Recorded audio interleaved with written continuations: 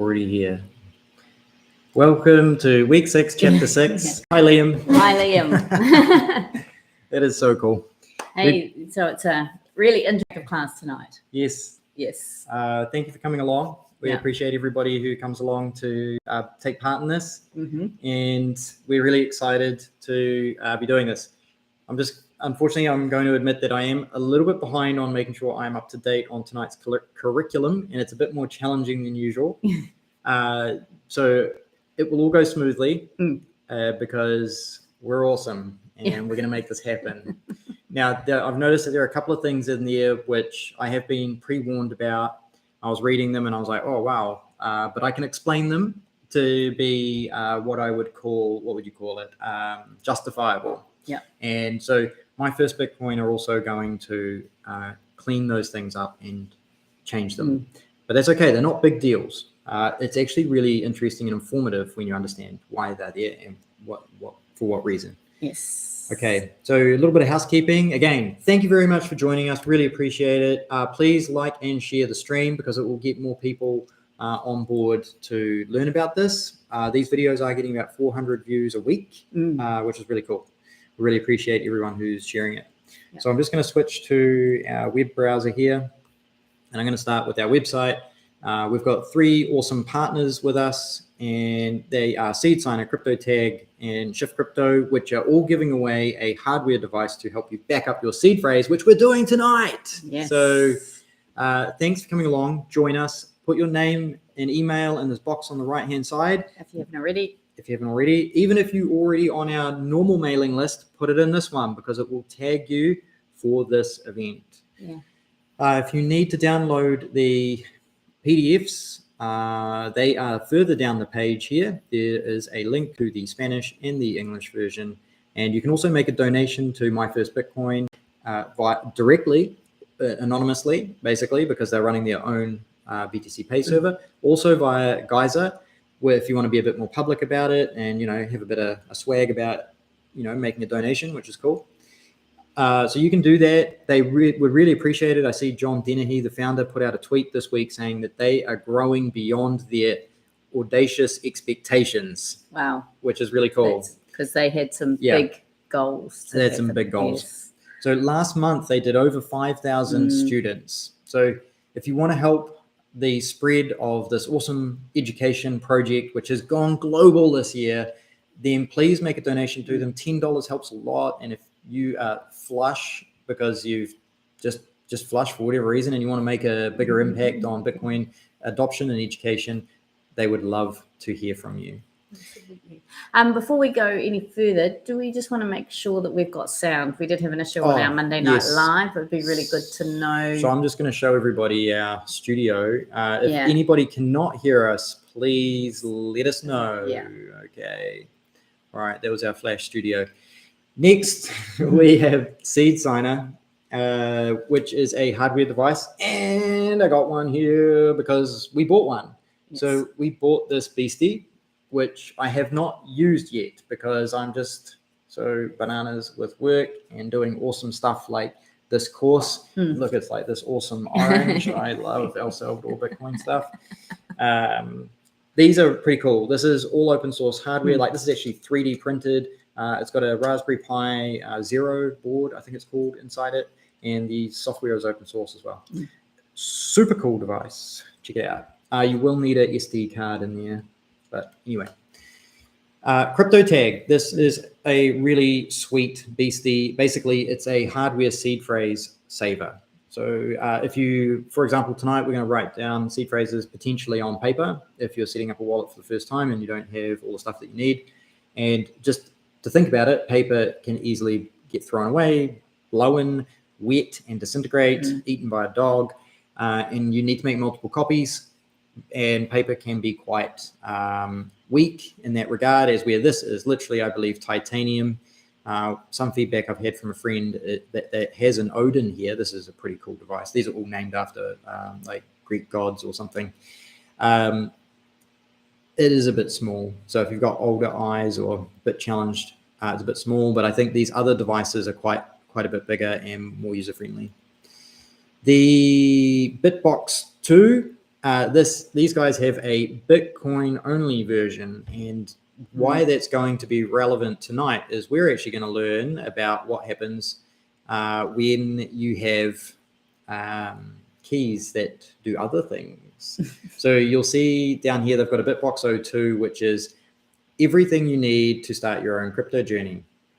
And then we have the Bitbox 2 Orange, which is a Bitcoin only edition for those who want to hodl the Bitcoin. And we're going to cover that tonight. All right, I think it's probably enough ranting about awesome partners who have offered to make a donation to you guys with hardware. And I think these guys have even made donations to My First Bitcoin as well. I need to check on that. Yeah. If they haven't and you're listening, you guys should do it. All right. We're going to get into it? Yes. All right. Okay. Let's switch with the screen capture stuff. And I'm just going to quickly look in here and make sure everyone in our chat is good. Liam, awesome. Thank you. Yeah, just it is going to be interactive. So we will, be really good if you've got a phone with you tonight. Or your laptop. Run and grab a phone or a laptop because we will actually install Bitcoin wallet software. Yeah. And that is going to be a large part of what we're doing tonight in talking about how to do a transaction. We're going to do a on-chain and Lightning transaction. Yes. Which is super awesome and super powerful because we're going to teach you how to hold your own Bitcoin, your keys, your Bitcoin. All right. Okay, let's do it. Yeah. Bitcoin wallets unlocked, navigating self-custody in the Lightning Network for secure transactions. So from novice to pro, navigating the world of the Bitcoin wallet, the process of onboarding and securing your Bitcoin. Class exercise. So we've got mastering self-custody and using your wallet with confidence. Class exercise 2, we've got how do I receive Bitcoin in detail. Class exercise 3, how do I send Bitcoin and pay for goods and services. Then we've got on-chain versus off-chain. Then the Lightning Network, a Lightning transaction, and a class exercise, Lightning Wallet Relay Race, and Lightning Online Interactive Demo. So not too much reading tonight, a lot more action. Yeah, activity-based bits and pieces. Please like and share the video. That will help more people come along and take part in this tonight. All right, and if you're on Twitter, please retweet it because that'd be super helpful as well. I'm just looking at the numbers there. All right, let's do it. We're going to scroll down and get started. Chapter 6, the 6 weeks. We are over halfway right now. This is really cool. When sats are purchased for the first time, and remember sats are a fraction of a Bitcoin, they will be credited to a virtual account, similar to how funds are deposited into your bank account. So the key difference is that while a bank account is centralized and subject to government regulations, a Bitcoin wallet is decentralized and operates on a person-to-person network. Bitcoin has no central point of failure, but it is important to be cautious as someone's Bitcoin can be in the possession of a third party who is managing it. Exactly. And I'm just going to throw out there straight away that if you go and buy Bitcoin on one of the common exchanges like Coinbase or Binance or Kraken, they technically hold your Bitcoin. It is not yours. It is an IOU. And those guys don't even necessarily make a true Bitcoin transaction when they make the purchase. They just give you an IOU. They hold other assets on the sideline until you withdraw it. Just something to think about. Same as banks, they don't actually physically have the amount of cash that they tell you they have because a lot of it has been rehypothecated. And a lot of crypto exchanges work in the same way. This virtual account, often referred to as a wallet, is protected by a master private key. Private. Remember that. Got to keep it private.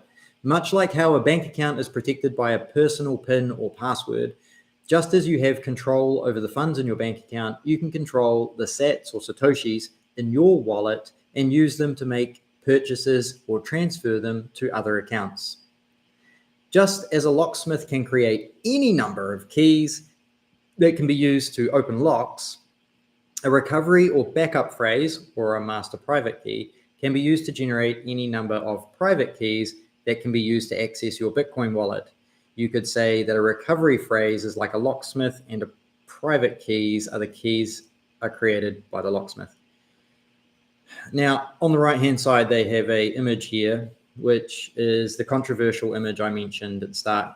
And you'll notice that they talk about this 12-word backup phrase, which has gone and generated private keys for Bitcoin, Litecoin, Ethereum, Dash, and I don't even know what Decred is. Not all wallets do that. And this is the Bitcoin Diploma, and it's not really about that. What we're about is Bitcoin. So we don't really care about all those other ones. So for example, the Ledger device, which this is the Ledger Nano, I believe. This one is one of those types of wallets. It goes and generates a key. Like you put in your 12-word backup phrase, and it will generate private keys for a whole heap of different chains. And that's okay if that's what you're into, and you can download software wallets that will do that as well. But I believe that they're going to change that because it's not what we're all about. So for example, the Seed Signer device only does Bitcoin. It doesn't do all the other ones. This table includes two main types of Bitcoin wallets: self-custody and custodial, or I think it's like a self-hosted or a third-party hosted. So self-custody is self-hosted. You can see the benefits and risks of using each wallet type and who controls the Bitcoin in each case. Self-custody or self-hosted means the user holds the private keys. So I'm going to hold my private keys, which means they are in true possession of, which means the user is in the true possession of the Bitcoin. While the second type, a third party may,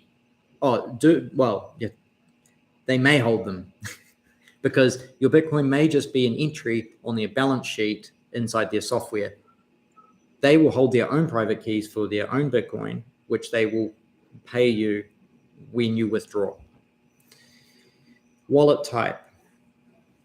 Self-custodial wallets. Who controls my Bitcoin? You, the user. Benefits. Complete control over funds and transactions. No approval process or account freeze. No corporate or government control. And that's really important. Like, you don't have to ask anybody to set this up. Anyone with a PC or a phone can download the software and set this up and generate keys. It's protected against arbitrary confiscation, like keeping money at home. The risks: no recovery if recovery phrase is lost, less customer support, full responsibility falls on the user. So as I mentioned at the start, if you write this down on a piece of paper and you don't look after that piece of paper appropriately and you lose it, it gets eaten by the dog, it gets washed out by the rain or burnt down in a house, it's gone unless you memorized it or you made a copy and put it somewhere else. Custodial wallet, or a third-party hosted wallet. Who controls the Bitcoin? The third-party provider. Benefits: easy recovery if access is lost. Easier customer support. I'm just going to mention that might not be true. So if that third party doesn't have good backup systems in place, there is not going to be easy recovery if the access is lost. I understand what they're saying here. They're saying that you might be able to put in a username and password, and then they can recover your password via your email address. But risks: funds are always connected to the internet, more vulnerable to hacking and breaches. The funds are not always connected to the internet because if it's just a ledger in a database, then it doesn't matter. So for example, Binance may just be holding their own personal hot wallet and cold wallet, and they don't literally have an account for you that has Bitcoin in it. So the benefits and the risks here, there's a whole heap of gray area in there that you just don't know because the third party doesn't have to tell you. So just remember, if somebody else is looking after it for you, you really don't have to worry about it, but there's pros and cons to that. In a self-custodial wallet, so a self-hosted wallet, so-called non-custodial wallet, personally, I find that self-custody and non-custody and custodial, I find them incredibly confusing because I can be the custodian. So am I custodial or am I self-custodial? And it gets really confusing. So I like to use the terms self-hosted and third-party hosted because I believe they're very clear and specific. So we're talking about a self-custodial wallet. You are the only one with the keys to the wallet, and you have full control over what goes in and out. Or actually, you don't have full control over what goes in. If somebody discovers one of your addresses, they can start sending you Bitcoin, and you can't stop them. But that would be an amazing problem to have. Yeah, I was gonna say, yeah. On the other hand, in a custodial wallet, someone else holds the key and can access and manage the contents of the wallets on your behalf. Self-custody is like being your own bank. Transactions are not subject to control or authority by any government or company, but it also means you bear full responsibility for keeping your Bitcoin secure. Self-custody ensures that third parties cannot confiscate your Bitcoin without your consent. And self-custody gives peace of mind in times of uncertainty, knowing your Bitcoin is secure. And I'm just going to raise, like, this could be a scary concept for a lot of people. And one of my favorite analogies is that you're not going to get fit by trying to outsource going to the gym. If you outsource going to the gym, the other person's going to get fit. You have to take responsibility. You have to turn up. You have to do the work. And I think that this is a fair assumption to put, or responsibility to put on a person, that how you think, how you eat, how you exercise is on you. You can't outsource those things. Why should your money be outsourced to somebody else? If you outsource it, I mean, you're not going to get the benefits. It just seems to be an obvious thing to me. So don't shy away from this. Take responsibility. Be empowered by it. It's important to choose the right type of wallet for each individual's needs. Sometimes people find it hard to distinguish whether they are installing a custodial or a self-custodial wallet. What they're saying is sometimes people don't know if they have installed a third-party hosted wallet or a self-hosted wallet. This table shows the differences in installation process. I'm going to give a really good real-life example. A lot of Salvadorans believe that the Chivo wallet, the Bitcoin, is their Bitcoin. And that's not the truth. That Bitcoin on the Chivo wallet belongs to the government. It's an IOU to the Salvadorans. If they turn the servers off now, it's gone.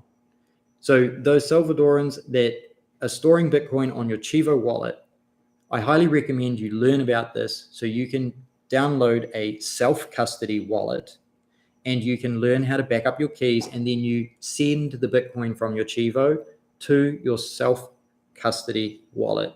Then it's your Bitcoin. Don't trust the government. The government here is doing something amazing for the people, don't get me wrong, but seriously, a lot of people are not aware of this fine point of ownership. All right, self-custody wallets, wallet type. Step 1, choose a wallet. Choose a self-custodial provider, wallet provider. And I'm going to show you some stuff that I think will be really helpful to do that. Step 2, install the wallet, follow the wallet provider's instructions. Step 3, create a new wallet. Generate recovery phrase and at least one private key. Not all wallets give you that option. Some of them only give you the recovery phrase. I'll give you some options. Step 4, secure your seed phrase. Store the recovery phrase in a secure location. Again, this is that whole piece of paper. If you have a safe, and you may want to put things in 2 locations, your house and your parents' house, because if your house burns down, you need a backup. If your parents' house gets robbed, you need a backup. Step 5, start using your wallet. Start using the wallet to receive and send Bitcoin. That's the self-hosted wallet procedure. And we're now going to go through the third-party hosted wallets. Choose a custodial wallet provider. And this could be something like Coinbase or Binance or Kraken to buy Bitcoin, or Chivo. I'm trying to think else off the top of my head, Bitfinex. Follow the wallet provider's instructions. Create an account with the wallet provider. And And during that process, there's a good chance you will need to do something called KYC, which is know your customer. You will probably have to provide a form of legal ID, such as a driver's license or a passport. Be careful when you do that. Choose a driver's license before a passport, just easier to replace it if something goes wrong. And then step 4, secure your seed phrase. They won't give you a seed phrase or a private key. That just won't happen. You'll have a username and a password, and they will probably get you to turn on 2FA, which is second factor authentication, or MFA, multi-factor authentication. That's a completely different topic, but it's a really important security thing that I recommend you learn when you use services like this, because it reduces problems. Start using the wallet to receive and send Bitcoin. Woo! Buy Bitcoin and stack sats. All right. When it comes to storing your Bitcoin, it's not just about who has control over it. There are many other risks to consider as well. That's why it's important to find a storage solution that is both secure and convenient. And what I'm going to say about that is, for example, we have a wallet which has cash in it, and we use that day to day. So, for example, we went to the market, we paid cash at the Mercado to buy our fruit and vegetables, but we don't take all our savings that are in the bank account. So we have savings in a bank account, which we don't take that with us. We don't need to take that with us. And that's the same with Bitcoin. You might have a Lightning wallet that you take to buy coffee or groceries, and then you might have a hot wallet on your phone with some Bitcoin, which you use to like cash flow. And then you might have a cold storage wallet, which is like your savings that you really don't want to lose. And this is just how management of assets and resources works. It's not new or special. Bitcoin wallets unlocked. All right. So now what we're going to do is we're going to break down where you can basically run your wallet. So let's go through the process. A wallet type, an online wallet. Description. This is a wallet that is accessed through a web browser. In the beginning, this was really common. There were a lot of versions that did that, and they let you actually back up your seed phrase or your private keys on the web browser. And I'm not going to go into detail. Advantages: access from any device with an internet connection, and it's easy to use. Super convenient. Also for hackers. Less secure can be hacked or compromised. If your browser or your computer has a virus or spyware on it, that's a huge risk in that situation. And a lot of people don't know that their browsers are infected. Someone who needs to access their wallet frequently and doesn't have a lot of funds to store. So I'm going to give another example, which is kind of relevant. We use GetAllBe, which is a browser plugin extension. So the Lightning is accessible online. And we don't hold the keys on that one. They manage the keys for us, but it's actually on their Lightning node. So it's third-party hosted. But that's not a Bitcoin wallet as such. It's a Lightning wallet, which is slightly different. Mobile wallet, a wallet that is installed on a mobile device. And ta-da! So I can't really see the screen there, but that's okay. So this is a blue wallet that I just showed you on the mobile phone. Convenient, can be accessed from anywhere, can be lost if the device is misplaced, stolen, or hacked. But I mean, if you've backed up your keys properly, it's not a problem. Someone who needs to make transactions on the go and doesn't have a lot of funds to store. So as long as you back up your keys, even if you lose your device, it's okay. A desktop wallet, a wallet that is installed on a desktop computer. More secure than online wallets, can be used offline. So you can, I'm not going to go into details. Can be hacked if the computer is infected with malware. So that is a risk if you don't have a good username and password on your laptop, or you have bad software on there. It's a risk. Someone who wants to store a large amount of Bitcoin and is comfortable with using a desktop computer. Some people actually run dedicated computers just to run a wallet, desktop wallet, which is cool. And they disconnect it from the internet and all sorts of stuff like that. Hardware wallet, a physical device that stores Bitcoin offline. And we've got 3 different brands here. We've got a Seed, got this one, and it's a Jade. Which is pretty cool. And we've got a Ledger, which is a multi-chain wallet. Funds, very secure, can be used offline. Funds could be unrecoverable if the device is lost or stolen. If you don't back up your seed phrase, again, if you don't back up your seed phrase or your private key, your funds could be unrecoverable. Someone who wants to store a large amount of Bitcoin and is willing to pay for the added security of a hardware wallet. So it's a small investment relative to the value that you store on there, and it can remove a lot of the attack vectors that people might have. One thing to do is if you back up so one of the things I actually like to promote, which this hasn't, is that if this gets destroyed and smashed, if I've gone and backed up my seed phrase, it doesn't matter. Anyone can steal this. There's nothing on it. It's useless to the person who takes it effectively. So if you've backed things up properly, which we're not really going to go into it in too much detail tonight, but you won't have a lot of problems. Paper wallet. This is some cool old school stuff. A physical record of a Bitcoin wallet's private and public keys. It's very secure, can be used offline, can be lost or stolen if the physical record is lost or stolen. Again, good backup procedures. Someone who wants to store a large amount of Bitcoin and is willing to take the added precautions to ensure its security. And that's making sure that no one accidentally looks at it and that you've backed it up in multiple locations in a safe way. All right, that's been a lot of talking and we're already half an hour in. Analyze the trade-offs of the wallet and know there is no ideal wallet that satisfies all needs. Do you want to read these, Nicki? Okay. When choosing a Bitcoin wallet, there are several things you should consider. So one, security. So make sure the wallet has strong security measures in place, such as 2-factor authentication and secure password policies.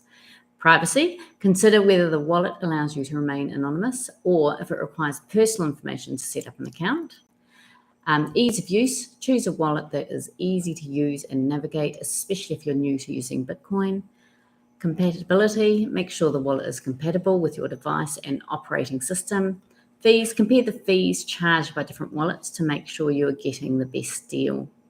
Then we've got reputation. Research the reputation of the wallet and its team to make sure it is trustworthy. Control. Some wallets give you more control over your private keys, which can be a security advantage. Consider whether you want a wallet that gives you full control or one that's more user-friendly, but you may have less control. You can always transfer your funds to a different wallet later. Yep. Yeah. Do you have any questions on any of that? No, I don't, because the one thing I was sort of going to say is the control thing, especially I know sort of here in El Salvador, when you've got people who maybe it's more small change that they're starting with their Bitcoin, they may be looking at using something like Bitcoin Beach or the Blink wallet and things like that. And so they don't actually hold the custody of it, but it's more of a, so someone else has more control, but it's an super easy wallet to use. Yeah. Privacy, where this comes in is basically if you have a self-hosted wallet, you won't have any major privacy concerns. You don't have, with a self-hosted wallet, you don't have to provide any ID, no email address, no phone number, not even a name. But if you go and register on Binance or Coinbase or Bitfinex or Kraken, they're going to want a lot of personal information, email address, phone number, an ID like a passport or a driver's license. And then they will possibly even ask for more information under certain circumstances. Yeah. And the fees, just remember, when you buy from one of these platforms, some of them may be like, oh, we've got cheap trading fees, but then you try and withdraw your Bitcoin and they stick you with a huge fee. So do your research, not just on transaction and trading fees, but withdrawal fees, because they want to discourage you from withdrawing your funds as much as possible. So just check that when you're going through the process. You can always transfer your funds to a different wallet later, which is something to be prepared to do if you need to for all sorts of reasons. Yeah. Okay. Absolutely. Onboarding into Bitcoin refers to the process of acquiring and using Bitcoin. So before moving any further, it's important that we learn the steps for onboarding and familiarize ourselves with the process for buying and securing Bitcoin safely. So first of all, you need to choose a Bitcoin exchange or brokerage. And there are many different platforms that allow you to buy and sell Bitcoin. Choose a platform that meets your needs and is reputable.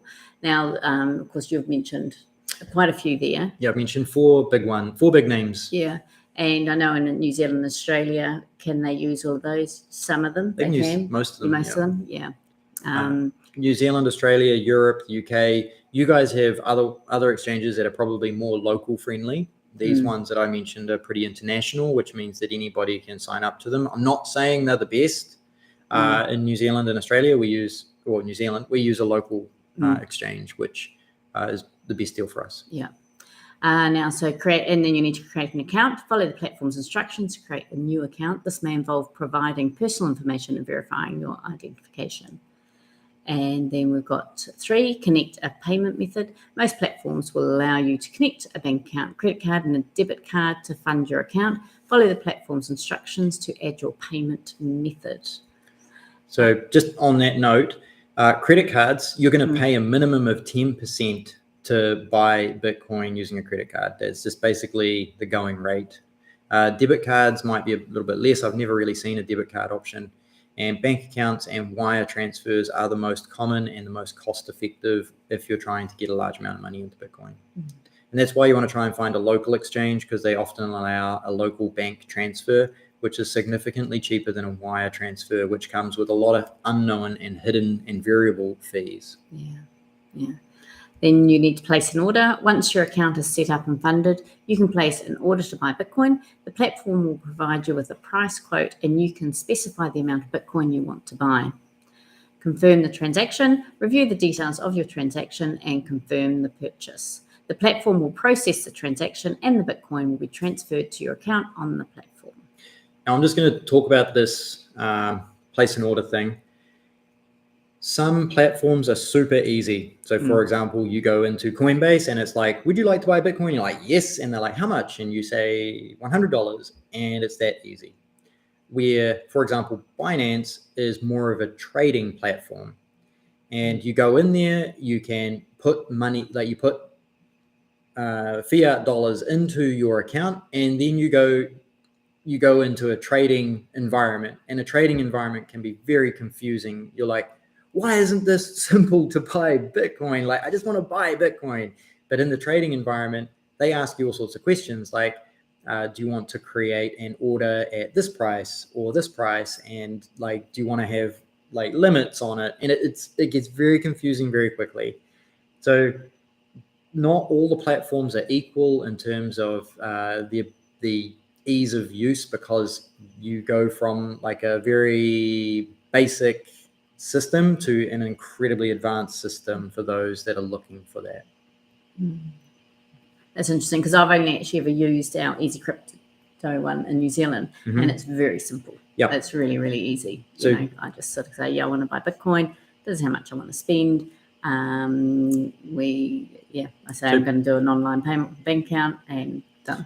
And this is actually a really good point. So, and I got a couple of options here. So in New Zealand, we use a platform called Easy Crypto, and what we do is we send money from our bank account to them. They then make a purchase of Bitcoin and send it direct to our keys. They don't provide a wallet. There's no custody solution in between. We can also sell our Bitcoin to them, and they will send fiat dollars to our bank account directly. There's no mechanism to hold funds in the middle.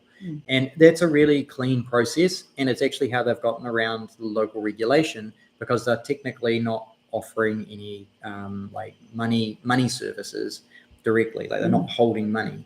And if you are looking for a service like that, there's something called Swan Bitcoin. So swanbitcoin.com, I think it's even swan.com. They give that type of service where you can buy the Bitcoin and have it sent direct to your wallet, which is super cool and convenient. Next. Okay, withdraw the Bitcoin. If you want to transfer the Bitcoin to a self-custodial wallet, you will need to withdraw the Bitcoin from the platform and send it to your wallet. The platform will provide instructions for how to do this. Just remember, not your keys, not your coins. Yeah. Now, this is a popular saying among Bitcoin holders. It refers to the idea if you don't have direct control over the private keys associated with your Bitcoin wallet, you don't have true ownership of your coins. And James has mentioned this quite a lot tonight. It's if you're using Coinbase or any of those, then you don't have full control, or the Chivo wallet in El Salvador. Yep. Okay, the private key is a secret code that allows you to access your Bitcoin and spend it when you store your Bitcoin with a third-party service. Just before we go there. So we've just talked about a classic service provider where you get Bitcoin. It's actually possible to find a person and do a trade with them. You don't have to use a service like this. If you find a person who's willing to sell you Bitcoin for cash, you can do that. Now, there is a risk to that, because like I do that with people I know and that I trust, and that is great because we have a relationship and we are happy to do business with each other. But if you don't know a person and are offering to buy or sell from you, be very careful if you don't know them, because there's a good chance it could be a scam. And some of these websites, if you don't get a reputable one, they can be scams. Just warning, right? Like, you have to take responsibility to do research and make sure the services that you're using are not going to rip you off, because we've had a close experience with somebody this week that unfortunately was socially engineered into making a deposit and they lost their money. Yeah. So when you store your Bitcoin with a third-party service like an exchange or an online wallet, you're relying on that service to keep your private keys safe. If the service is hacked or goes out of business, you could lose access to your Bitcoin. So the saying, not your keys, not your coins, is a reminder that it is important to take control of your private keys and store them securely. By doing this, you can ensure that you have full control of your Bitcoin and can access it whenever you want. 6.1.1. Okay, we've got an exercise here. Mastering self-custody and using your wallet with confidence. Thank you, Jose. Yeah. If students do not have cell phones, the teacher will provide one to each student to borrow. There are 2 options for this activity. Class exercise. Option 1, download a new wallet, guide students step by step how to create and use a Bitcoin wallet. Now, they haven't given any options here. They've just basically said, hey, the teacher's going to tell you about a wallet. So I guess we're the teachers, even though we're just doing this for ourselves. But we're the pseudo teachers and we're going to do our best. And remember, don't trust us. Verify. Do your own research. We are doing our best to give you accurate information. And if you talk to another person, they are going to potentially improve upon what we said, or they may even digress from what we've said. So it's good to talk to a range of people so you can make an informed decision. What I'm going to do is, if you have a mobile phone at home, I'm going to make I'm going to talk about a couple of wallets. So I'm going to bring up my phone for a moment.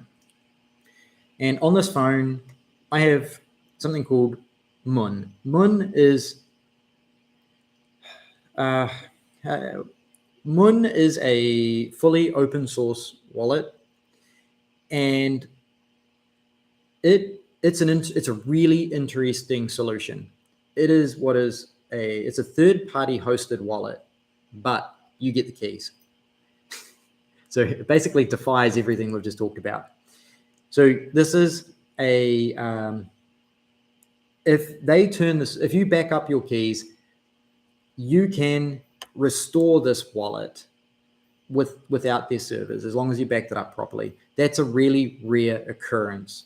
So this is actually a Bitcoin on-chain and Lightning wallet. That's also very rare.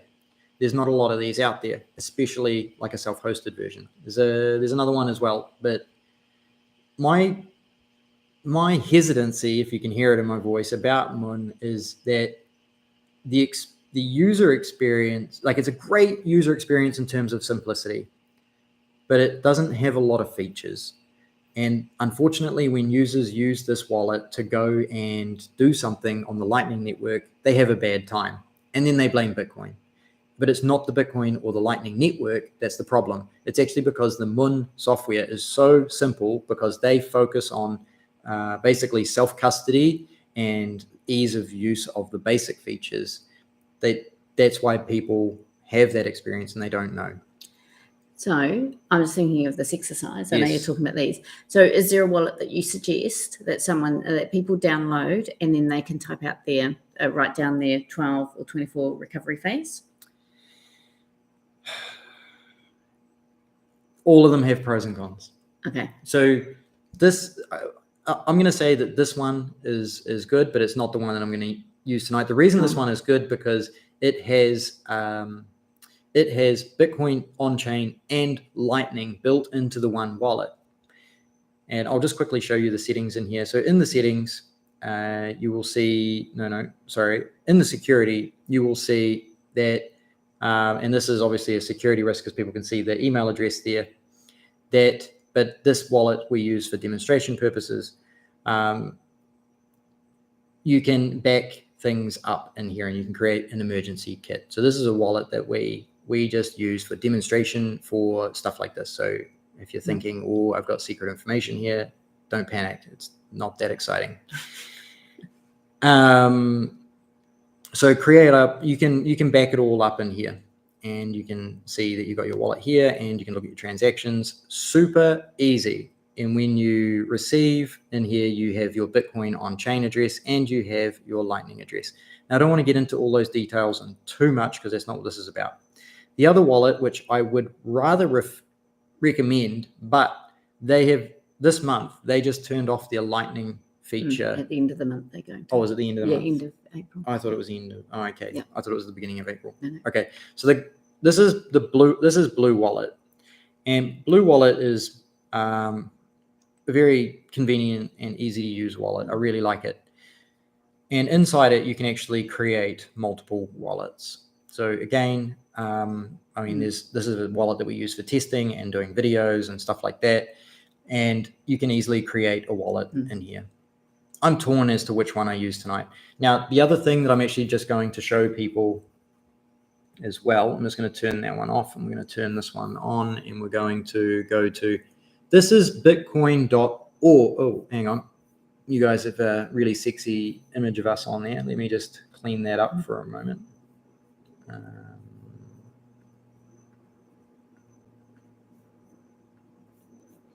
Okay. This is bitcoin.org.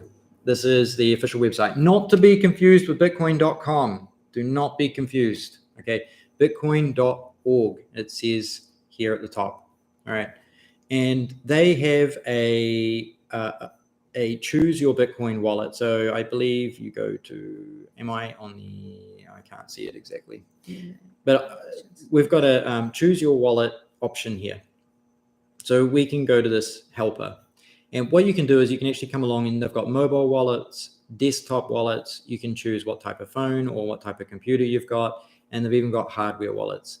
And you can go through this helper and you can discover what is best for your needs. It's really interesting. It's really helpful. So I've gone and chosen a mobile wallet here. Can we do two? No, we can't. We can only do one. So we're going to choose an Android mobile wallet for people. And we're going to say that I'm a new person. So this is really cool, new or experienced. You can say that you're a new person. You can jump in here and you can say that you want control, right? You want to be able to control your keys. We're going to choose that. And open source is pretty good. Actually, well, let's do that. 2FA is, again, we talked about two-factor authentication. Betch 32 is a type of address for making things better. Obviously here we're talking about a Lightning wallet being introduced, SegWit, which is more things about addresses, multi-sig, that's getting complicated, legacy addresses. So this starts to get a bit complicated, but we're just going to keep it simple. All I've chosen is none of those for the moment. And then they give us options. So we're talking about the Bitcoin wallet, Electrum. Electrum is actually one of my favorite wallets. I've been using this from way back because they offered a really good software wallet on the PC. If you want a software wallet on the PC that is reasonably simple to use, has a lot of features, it's not super powerful in terms of what it's offering, but it's pretty good.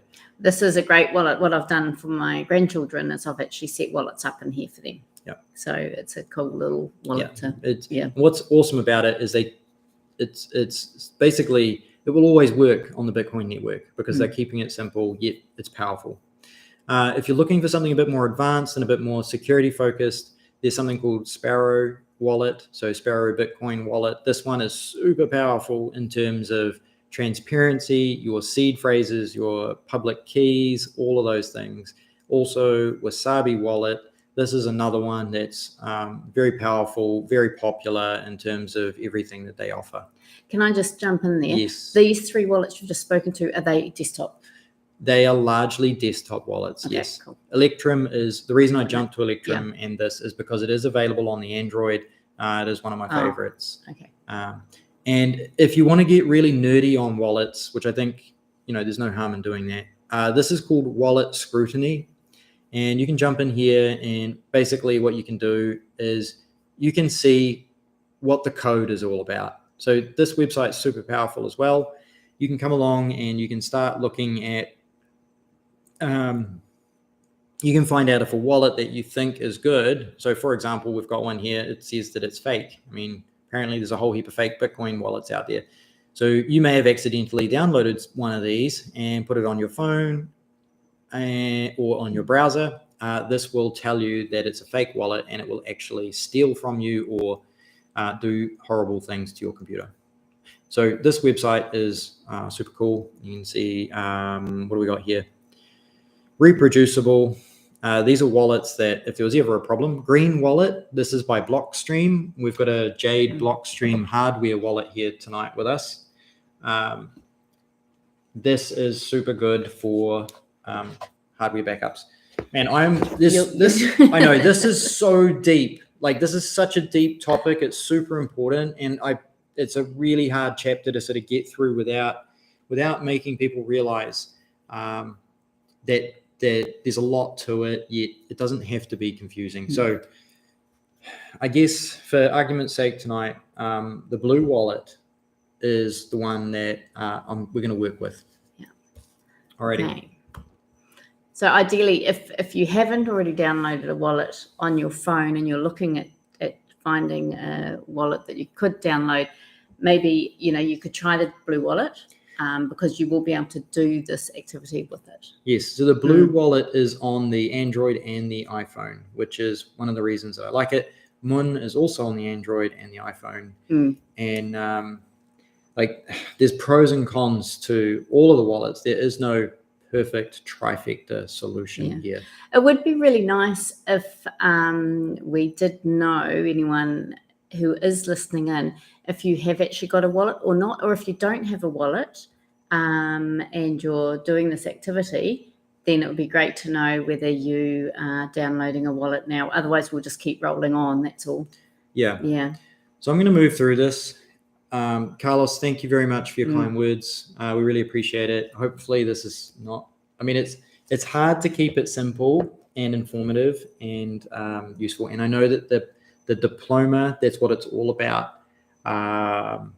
And this section has been left open deliberately. So I guess the teachers can try and educate this point. But if you're doing this without this background information, this is a super hard thing to navigate. So I understand why part of it is left ambiguous, but at the same time, it might be a little bit dangerous to leave it ambiguous. So Blue Wallet is where we're going to work tonight. How to create and use a Bitcoin wallet.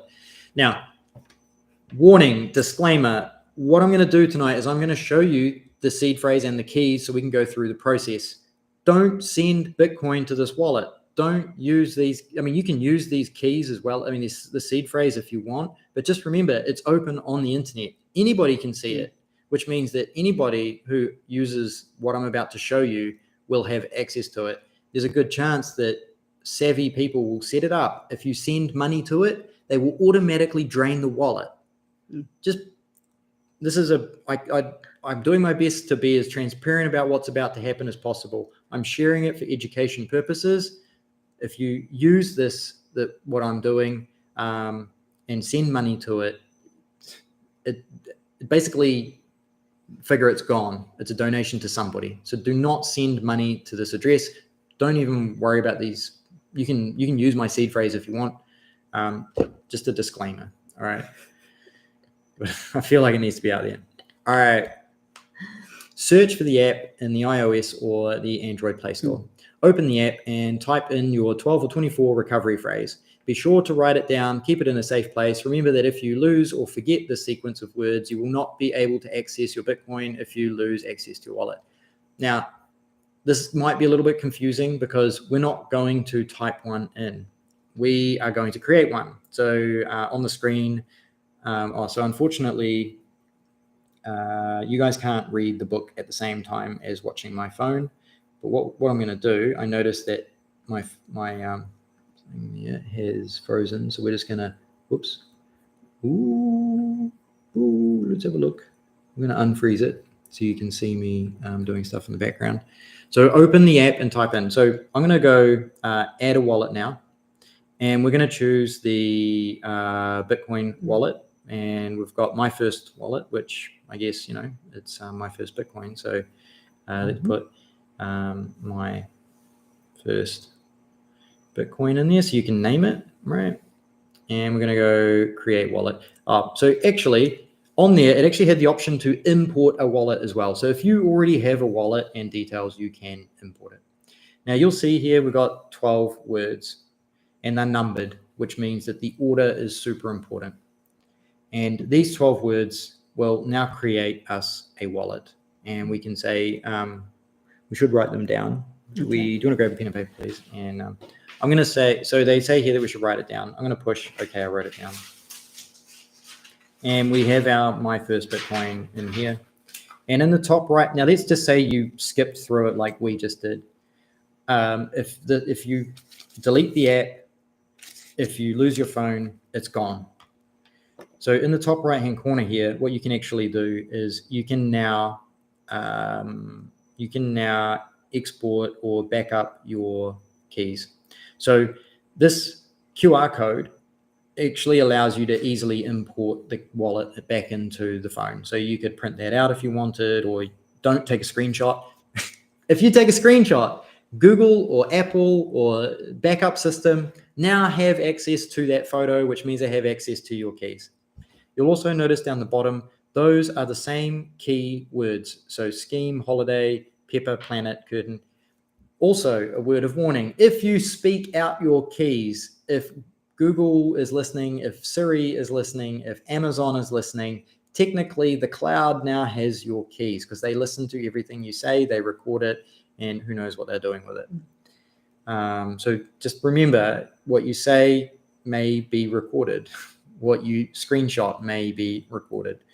And then this wallet in particular, you actually have some cool features such as show your XPub. And this is technically a ZPub. You'll see down the bottom there, it starts with ZPub, which is slightly different to an XPub. And that last week, we actually talked about your key, your public key, being able to generate multiple addresses. And that's what this ZPub does. This ZPub allows you to create multiple addresses that people can send funds to. And that's actually how we create privacy inside the wallet. All right. Do we have access to the public key in here? So this one, the private key. So this one says your private key, right? So the XPub or the ZPub in this case, that's a public key. So the pub actually gives you a clue on that. This is not the private key. We don't have the private key in here. So we only have the seed phrase in here. So not every wallet gives you access to all of the information. And that's just, every wallet comes with different features. So for example, the Sparrow wallet gives you the ability to have Xpub, Zpub, and all sorts of other pubs that have been created. All right. Make sure you back up that seed phrase if you've just gone through this process. Now it says use your receive address to receive Bitcoin, transfer Bitcoin to your wallet, transfer Bitcoin to your wallet. With a self-custody wallet, you can always buy Bitcoin directly with fiat, so you might need to purchase and transfer it from an exchange first. Right, I'm not going to transfer wallet to this address for the very reason that the entire internet now has the keys and somebody will drain this wallet instantly going forward. So don't do it. But there is a receive address in here, and this receive address allows somebody to send Bitcoin to this address. Don't do it. And let's have a look. You can also send from here as well, but we're not going to go into that process because we're talking about receiving. So if we were going to send our Bitcoin that we had on Bitfinex or Coinbase, we would push receive. We would then share that address, that Bitcoin address down the bottom there. We would share that with the exchange so we could send the Bitcoin to this address. But we're not going to do that because everybody knows what we're doing. All right. I think we did that pretty well. Okay, so have you finished video? Yeah, I'm just going to turn that one off and we're going to move down. So this is class exercise option 2. Okay, restore the wallet. Can I have the pen and paper, please? Okay. So restore the wallet. Limited time. Okay, so download a Bitcoin wallet and add some. Oh, okay. So that's the teacher would add some sats for each student. Give each student a sheet with a seed phrase to retrieve a wallet. Guide students step by step. Would have they written down? Yep. Yeah. So in the class environment, they would actually use a wallet like this. They would hand out the seed phrase, and because it's a controlled environment where the students they create it and they can do it in a safe environment where they know that nobody's going to try and rip them off. They can go through this process in a safe way. But because we're broadcasting it to the internet, this is not a safe way. So we're not going to do that. But what you can see there is from step 1 to 4. Yeah. So I'll read through. So so you'll first start your wallet. You'll see 3 methods of wallet creation. Tap import an existing wallet. So if we were looking at the blue wallet, I'm gonna bring it up in just a moment. Yeah, you're right. Should I write that down? Oh no, you're gonna need that. That's anyway. okay. So what I'm gonna do is okay.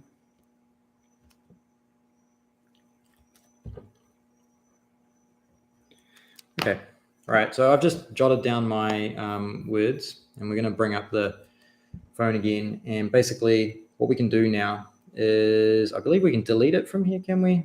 Delete. We can. We can delete that wallet. So you'll even see up top here, I don't know if I can highlight that. Can I highlight that? No, I can't. No. It tells us what type of wallet it is. So this is, it's got HD SegWit. Mouse across. And, do you need to see here? Can they see that? Yep, yes, you can. No, I don't think they see that. No. We've got a BIP 84 and a Bitch 32, which tells us what it is, but we don't need to worry about that. And I can delete it. So let's delete it. Do you want to delete the wallet? Are you sure? Yes. All right, it's gone. Doesn't exist anymore, other than these handy dandy words that I've written down on here. So basically what I can do now is, in the beginning, we actually saw a way where we can add a wallet. And you'll see down the bottom here, it says import wallet. And now we've got this, please enter your C words, public key with or anything you've got. Public key. Oh, yeah, because if it's a watch wallet. Blue wallet will do this will do its best to guess the correct format and import your wallet. So Blue Wallet have tried to keep things as simple as possible. It's actually going to take me, I should have copied and pasted those words. But anyway, what I'd do now is I'd actually sit down and write in these words, and that wallet would come back. Any funds that were in there would reappear. We're not going to do that. No. All right, we're going to move on to the next exercise. Okay, how do I receive Bitcoin in detail? So to receive Bitcoin, you'll need to provide the sender with your Bitcoin wallet address. This is a unique string of letters and numbers that represents your wallet and is used to identify it on the Bitcoin network. You can find your wallet address by logging into your Bitcoin wallet and looking for an option to receive or deposit Bitcoin. And James did show that on the blue wallet.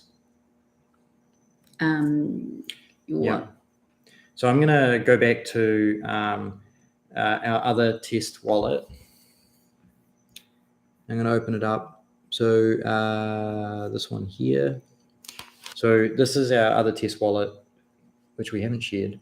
But this is a receive address. And it's also a QR code as well. So they're both there. So what you can do, save deposit Bitcoin. Receive deposit. Okay, you can then share your Bitcoin address with the sender in several ways. So you'll see on the blue wallet, you can, it's just got an easy share button that you can just click on and you can share. You can send it in a messenger, email, or whatever. So copy and paste the address. You can copy the address by highlighting it and press copy on your keyboard, then paste it into the email or message to the sender. Share a link in your Bitcoin wallet. Some Bitcoin wallets allow you to create a link to your wallet that you can share with the sender and can then click on the link to access your wallet and send the Bitcoin. Then you could share a QR code. If the sender has a smartphone with the Bitcoin wallet app, they can scan the QR code and get your Bitcoin address. So once the sender has your Bitcoin address, they can send you Bitcoin by entering your address and amount they want to send you and initiate the transaction. The Bitcoin will then be sent to your wallet and will be visible once the transaction is confirmed on the Bitcoin network. It usually takes a few minutes. Yeah, that's there's a lot of reasons why it might take less or longer. I'm just going to highlight that sharing. So when you want to receive money, sharing this with the world is not a problem. Like to share the receiving address is not a problem. Nobody can steal anything from you when you share this address. So that's not a big deal. Don't worry about it. But those seed phrase words that we shared earlier, do not share those. If anybody asks you for those, that is a big red flag. Nobody should ask you for those. If they do, there's a good chance they're possibly scamming you, unless they're specifically helping you to try and recover your situation. So just be aware of that. Yeah. So we've got class exercise, the third one, something. Okay. How do I send Bitcoin and pay for goods and services in detail? To send Bitcoin, you will need a few things: a Bitcoin wallet, a recipient's Bitcoin address, and the amount of Bitcoin you want to send. So what you do is you open your Bitcoin wallet. You got your Bitcoin up? Yeah, but we're just we're not going to go through all of this in detail because the phone goes over it, and we haven't got a wallet that we're sharing. Okay, so open your Bitcoin wallet. An SMS code will be sent to your phone number, and you will need to enter it in a dialog box. Alternately, if you have enabled Google 2FA, you will need to enter the 6-digit code from the Google Authenticator. Now, just be aware that is wallet specific. It is not Bitcoin specific. Yeah, because I was going to say we don't have to do that. No, you don't have to do that with every wallet. That is Bitcoin specific. I mean, sorry, that is wallet specific, not Bitcoin specific. Yeah. Okay. To navigate the send or withdraw feature and copy the recipient's address. Enter the recipient's Bitcoin address by pasting it into the to field, and enter the amount of Bitcoin you want to send in the amount field. Double check the recipient's address and the amount to be sent. Now, I'm gonna bring up the wallet here and just point out a couple of things that we've just done. So when you verify an address, there's a bit of a shortcut you can do. You can take the first sort of 6 characters, and they're often the first 2 to 4 are often quite similar, and then also the last sort of 4 characters. That's the fastest and easiest way to check that the address is the same from your device and the other person's device. You don't need to read the entire string. Generally, the last sort of 4 to 6 characters will let you know if there's a problem. And then the amount. So some people can actually request an amount. So when I push receive here, I can actually push receive with an amount. and I can change it between dollars, sats, and Bitcoin. So if I wanted to receive $10, I could do that. And when I create the invoice, it actually uses a slightly different version of the address, which is more of a protocol address. It's a little bit confusing and messy. It's more for slightly advanced users who know what they're trying to do, and wallets that will work with it. All right. Yeah. Okay. Just I think we're up to this one here. Yep. And then so before clicking confirm and send, we recommend you double check transaction details one more time to ensure that you're sending the correct amount of Bitcoin to the correct wallet address. Because once you've sent it, if you haven't sent it to the right wallet, you can't get it back. No, you can't ring customer support and say I made a mistake. It doesn't work like that. No. It's that self-sovereign thing we talked about. You're gonna have to take big responsibility. Yeah. And Okay, 7, confirm the transaction and wait for the network to confirm the transaction. Let's practice. Go to a coffee shop to buy some snacks with Bitcoin. Yeah. We're not doing that today. No, that is one thing that we love. With Bitcoin, it's a little bit different because it's a little bit slower rather than being on a Lightning network. And so I'm going to sneeze. I do apologize. And so we try and it's a little bit more expensive. So, sorry. No, that's right. It's gone now. So we do, so on the Lightning one, it's a lot easier, but it's actually a great experience for both people involved. Okay. On 6.2, on-chain versus off-chain. It is important to note that not all Bitcoin transactions are recorded on the main Bitcoin blockchain. Some networks use different blockchains called side chains to record transactions. On-chain transactions. So these are transactions that happen directly on the main Bitcoin blockchain. They take about 10 minutes to confirm, and the fees depend on the size of the transaction and how busy the network is. They are secure but can be slower. They can also be fast. For example, we used the Chivo ATM today. We got cash out using the on-chain transaction pretty much instantly because we know how to do a transaction with certain settings to do that. And it's not all devices support that. Off-chain transactions. Off-chain transactions or the Lightning Network. So Blockstream, the Jade Blockstream, they also have their own private side chain called Liquid, I believe it is. I believe they run Liquid. But that's different. That's theirs. It's just not as popular as Lightning. It's still good. It does its thing. I've never used it because why when I've got Lightning? So off-chain transactions, Lightning Network. These transactions happen on a separate network built on top of the Bitcoin blockchain. They are settled faster and with lower fees. They are commonly used where regulations and laws support their adoption and where the speed and cost of transactions are more important. When compared to transactions on-chain, they are less secure. And one thing in regards to that, I'm going to interrupt or I'm going to check with you because whenever we're using the Lightning Network, it's mainly for smaller amounts rather than the larger amounts, isn't it? Yes. Yeah. So the Lightning Network has what are called liquidity issues. And it's just because it's an early thing, but it's also only designed to be like cash. It's not designed to be like transporting your savings. If you want to transport your savings, it's a slower, longer process. You do it on chain. So we've got a little diagram on the right here where basically what they're showing is they are showing a Lightning transaction happening here between two people. And, multi-signature wallet. Actually, sorry. I'm confused. They've got on-chain transactions, but then they've got a multi-signature wallet for the Lightning Network. Not quite sure. We're not even going to look at that. We're going to leave it. Flick it. On-chain transactions. The Lightning Network. Off-chain transactions. The Lightning Network is a scaling approach to Bitcoin. It's really about moving a lot of Bitcoin transactions out of the blockchain and into private channels between users, but still counting on the blockchain's security.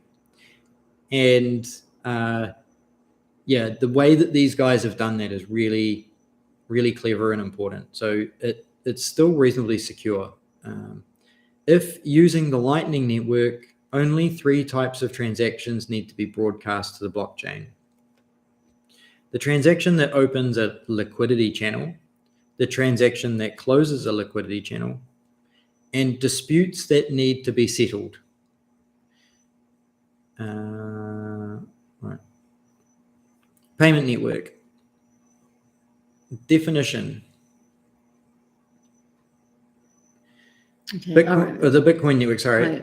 A decentralized digital network that uses cryptography to secure financial transactions. And then we've got the Lightning Network with definition. A second, the Bitcoin network. Actually, we'll go down. So Bitcoin network definition: a decentralized digital network that uses cryptography to secure financial transactions. The advantages: it's decentralized and secure, no chargebacks or fraud. So one of the biggest problems that a lot of online e-commerce stores have is actually fraud chargebacks with people using stolen credit cards. The owner discovers them, wants their money back, and then the business is out of pocket in terms of cash and the product. And you can't do that with Bitcoin. Disadvantages: slow transaction times, high fees for certain types of transactions, not all of them, and it's actually quite complex for beginners. The Lightning Network, the definition: a second layer payment protocol that operates on top of the Bitcoin blockchain, enabling faster and cheaper transactions.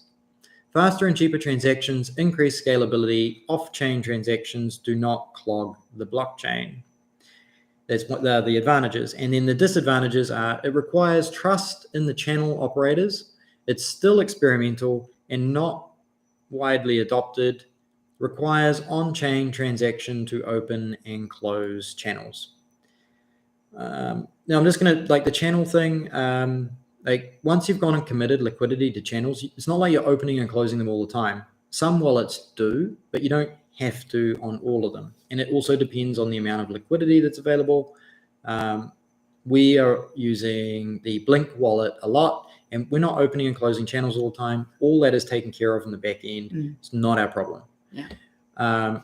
And when it says it's not widely adopted, I don't know how I feel about that. I don't know. There's all sorts of pros and cons to that. Requires and trust in the channel operators. If channel operators close, it's a problem. Yeah.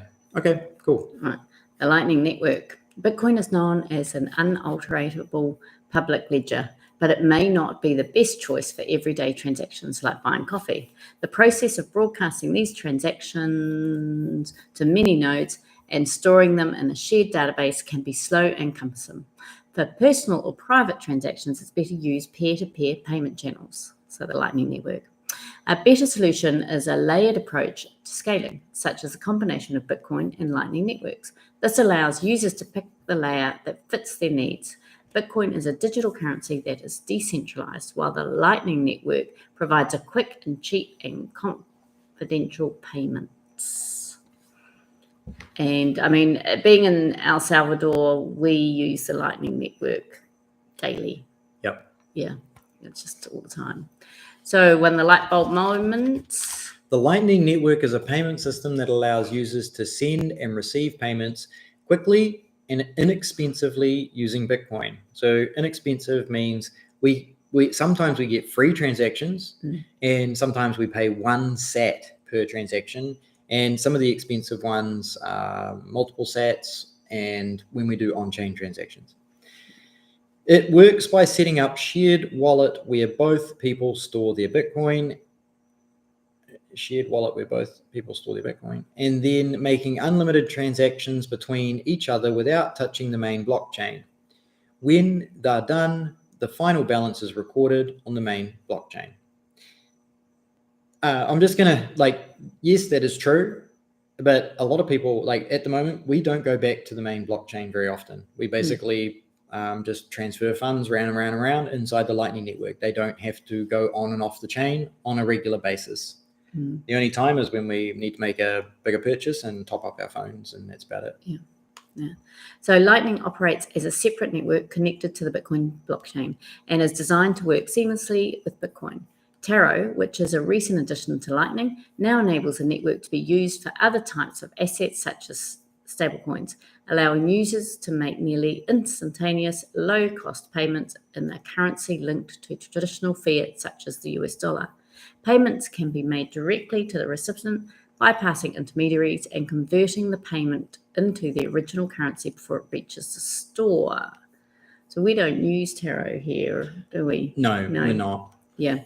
Using stablecoins in the Lightning Network for international transactions such as remittances provides several benefits. One, reduced cost. Cross-border transactions can be expensive due to fees charged by banks or other intermediaries. By using stablecoins in the Lightning Network, these fees can be reduced or eliminated, making cross-border payments more affordable. Two, increased speed.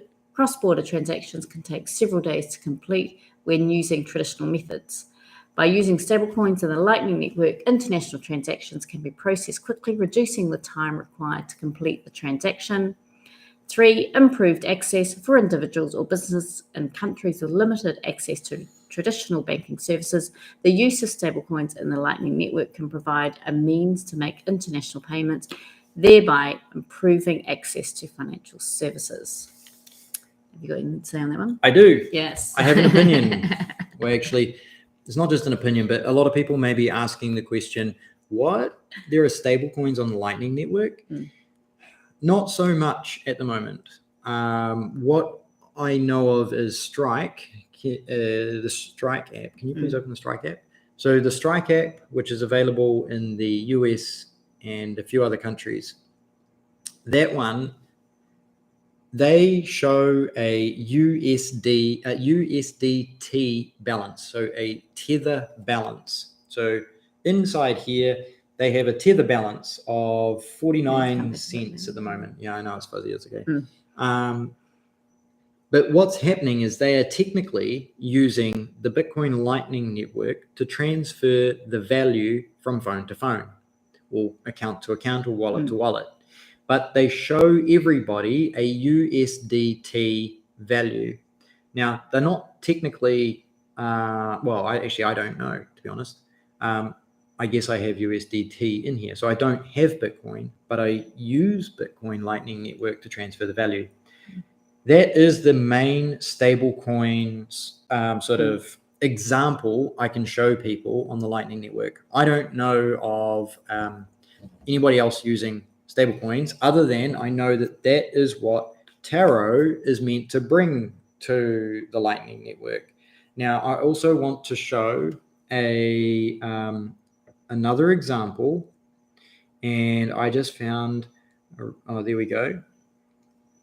I'm going to show another example on the phone. So this is the Blink wallet, and inside the Blink wallet, you'll see that somebody today sent us elite sats. Thank you very much to the person who did that. That's funny. I get it. It's cool. You will see here at the top that we have a Satoshi balance, and we also have a USD balance. Now, these are not stable coins. What they are is they're technically a contract on an exchange to hold the value. And you can go in and out of stable, what is called a stable sat, or short for stable Satoshis. They are holding a USD price based on a short and a long contract on an exchange using Lightning.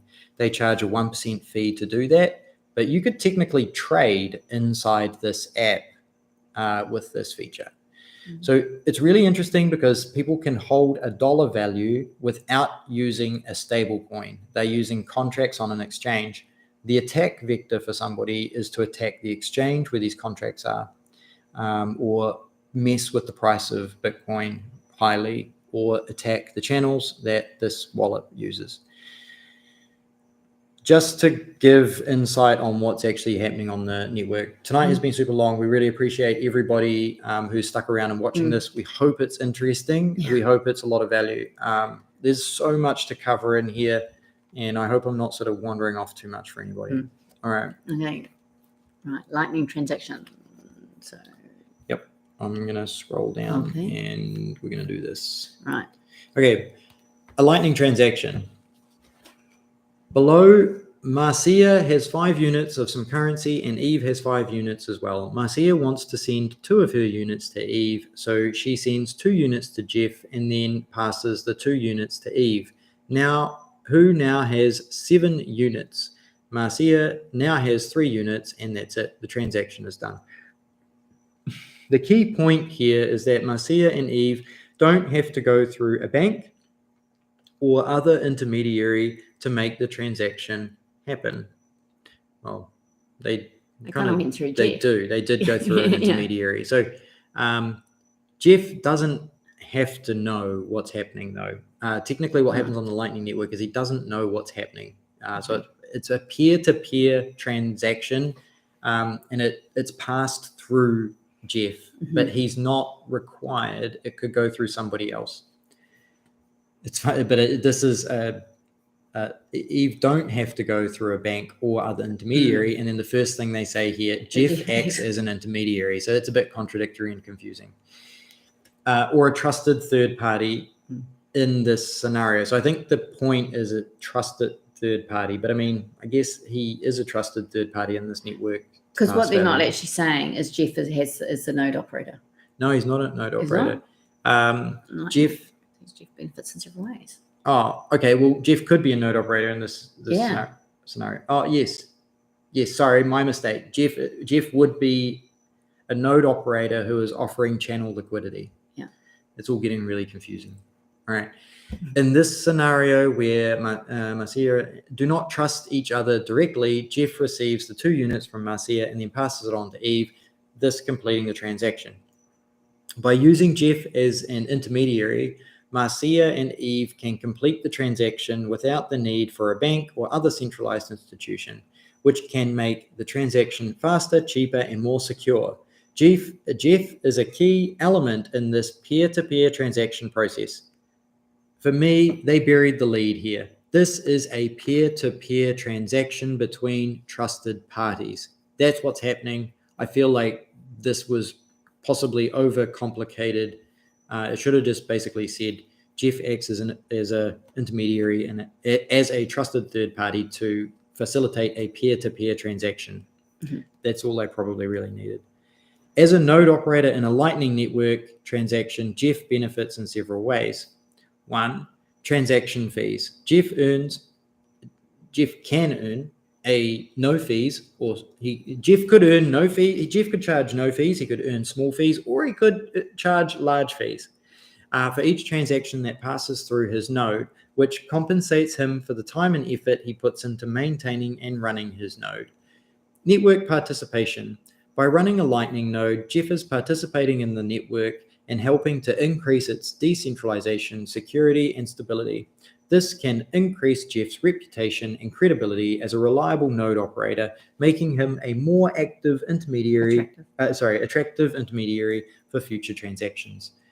So what's beautiful about this is that if you had 100 people offering routes between Marcia and Eve, some people can offer 0, some people can offer 1 sat, some people can offer 10 sats or 100 sats.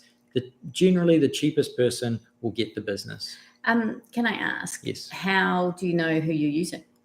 Because when you're doing a peer-to-peer transaction, you don't actually know you're using. No, and you don't need to know. No. So what actually dictates who you use is actually the liquidity. Okay. So if Eve wanted to transfer 1,000 sats, it wouldn't happen because Jeff's liquidity is actually not enough for that to happen. So you would need another node over here that maybe had 5,000 sat liquidity. Yeah. And then Eve could go through Bob, who had 5,000. Okay. So it would just automatically, and it would automatically do it. Okay. The Lightning Network is an amazing feat of peer-to-peer technology. If you know what BitTorrent is, it was the ability to share files. And that did a lot of groundwork for the Lightning Network. All right, 3, network growth. As the Lightning Network grows and more people use it, the number of transactions passing through Jeff's node is likely to increase, which can result in increased income from transaction fees. 4, increased network security. Jeff's role as an intermediary helps to increase the security of the network by adding an additional layer of protection between Marcia and Eve. This can increase the confidence of users in the network, making it more attractive to new users and helping to drive growth. Overall, being a node operator in the Lightning Network can provide Jeff with a steady source of income, as well as the opportunity to contribute to the growth and development of the network. Now, it's an interesting statement, but the Satoshis that he collects are probably quite small, but I have a saying, which is every sat counts. And if you can run a node and collect Satoshis on the side, and it's not costing you that much to run a node, it might be worth doing, because one day your Satoshis will be worth more, and maybe. And then would it be, and it's more beneficial having the more nodes out there? Yep, and you're also helping the network, and the more we can help the network, this is that taking responsibility and that sovereignty. You help the network and you provide value to the world. In summary, on-chain transactions are slower but more secure, while off-chain Lightning Network are faster but less secure. You should consider the trade-off between security and speed depending on your needs. Example 2. You can read this one. Okay. Mina has a serious love for McDonald's. She goes there for breakfast, lunch, and dinner every day. She's really sovereign. I should say that. I'm not stoked that they use the example of McDonald's. I would rather they used goes to the local farmers market. Yeah, but with so many different payment options available, she's not sure which one is the best choice. Luckily, she's learned a little bit about Bitcoin and the Lightning Network. After comparing the tables below, Mina has no doubt that using Lightning payment method is the way to go. So if we look at the first one, we've got the benefits. So we've got speed. Lightning is fast. Traditional banking system is slow. Transparency. Lightning is very transparent, whereas traditional banking is opaque. Yep, opaque. Yep. And then we've got security. Lightning is secure. Banking is vulnerable. Transaction fees. Lightning is low. Banking is high. Financial inclusion. Lightning is high, and banking is limited. Then we've got scalability. Lightning high. On-chain. Oh, okay, so then we've got the difference between Bitcoin. Lightning and Bitcoin. Yep. Lightning and Bitcoin. So scalability, Lightning is high, on-chain is low. Privacy, Lightning is high, on-chain is moderate. Interportability. Interoperability. It's not portability. Interoperability, sorry. Interoperability. Yep. Is high and on-chain is low. Legal compliance, Lightning is moderate. On-chain is high, and cost effectiveness, Lightning is high and on-chain is moderate. So you can see that the Lightning Network is a very secure, very fast, very cheap way to spend money. Yeah. Okay, so you've got your Visa, on average 17,000 transactions per second, and a capacity of 65,000 transactions per second. Bitcoin on-chain, it has a capacity of 7 transactions per second. So you can see that's quite a bit slower. And then the Bitcoin Lightning Network has millions of transactions per second. So you can see how fast. And the reason the Bitcoin Lightning Network has that ability is because the distribution of the work, as where Visa is running a central server database thing. They have a centralized system where they run all of their transactions through it, and their servers can only hit a certain capacity. With the Bitcoin Lightning Network, every node that joins the network increases the capacity of transactions per second because the work is distributed. So it would only be if one particular shop had some crazy. And the Bitcoin on-chain is slower because it's every 10 minutes that a blockchain is getting. Yeah. So every 10 minutes, a block of transactions, and it can be anywhere from 0 to about 3,000, depending on the size, transactions per 10 minutes. And that's how they get 7 transactions per second. All right. So we'll carry on. Mina is also a fan of fast, secure, and cost-effective transactions, so she decided to use Lightning for her purchases at McDonald's. With Lightning, she can enjoy her meals even more, knowing that her payments are processed instantly, securely, and with low fees. Plus, since the Lightning Network provides financial inclusion, Mina can now pay for her meals even if she is in a remote area in El Salvador. To get started with Lightning, Mina first downloads a Lightning wallet on her phone. She then funds her Lightning wallet by sending some Bitcoin from her regular Bitcoin wallet to her new Lightning wallet. So we downloaded the blue wallet. You saw the blue wallet. You could then download a Lightning one. Sorry, I'm Blink. Blink. Okay, the new Lightning wallet. This process is called funding the wallet or funding a payment channel. Mina can fund her wallet with any amount of Bitcoin she is comfortable with, but it's important to note that the amount of Bitcoin she locks in her Lightning wallet cannot be used in her on-chain transactions. Once her Lightning wallet is funded, she can use it to make payments to McDonald's. McDonald's has a Lightning node, so Mina can open a payment channel with them by sending some of her Bitcoin from her Lightning wallet to a specific address provided by McDonald's. This moves her Bitcoin from the Bitcoin blockchain to an off-chain transaction on the Lightning network. This is not something we do, though, is it? No.